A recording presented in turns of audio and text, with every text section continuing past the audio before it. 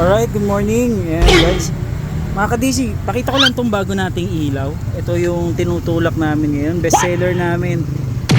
Kasi dahil meron siyang optional na blinker mode. Ayan, wag muna kayo magagalit sa akin na optional naman yung blinker niya, kaya okay lang kahit i-disregard nyo. Ayan, may high and low siya. Puti, dilaw, tapos meron din sabay. Tapos meron siyang blinker mode. Ang galing! Ang galing! Tapos pwede rin natin siya itap sa busina na kung gusto nyo, pag nagbusina siya ng 2 beses, automatic nagbiblink yung ilaw. Optional din yon. Pwede nating i-disregard din yon. So ayan, papakita ko sa inyo. At ito ang the best dito. Maganda ang mounting niya. Meron siyang sariling clamp. Pwede rin siyang bolt-on. Ayan o. Pwede siyang bolt-on. Pwedeng... Teka, sorry. Ayan, bolt-on siya. Ginawa namin. Pwede rin may clamp. Andun sa box niya. Dito. So may kasama rin siyang clamp. Ayan. Tapos, since ganito yung crash guard, ginawa namin siyang bolt-on type. Tapos, ito ang special dyan. Pakita ko sa inyo. Yan, napakaganda ng switch niya. Ayan.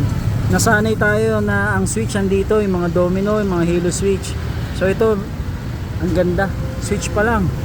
Panalo na. So itong modes na to, pakita ko sa inyo, ito yung para dun sa mga single light. Ito yung low.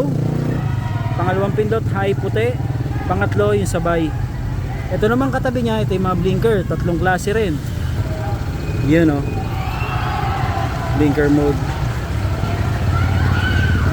Yan, 3 klase yan. Tapos ito pala, itong pwede ito instant patayan.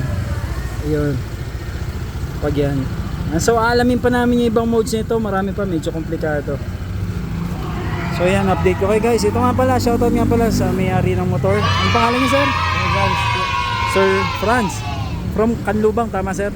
Yan, dumayo pa. Mga suki natin yan, sila Sir Franz.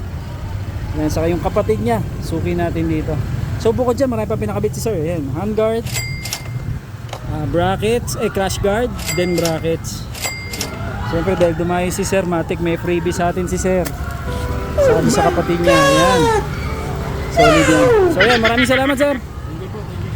Okay, for more ADV accessories, nag-iisang shop. Ito lang, DC Moto Wolf. Maraming salamat.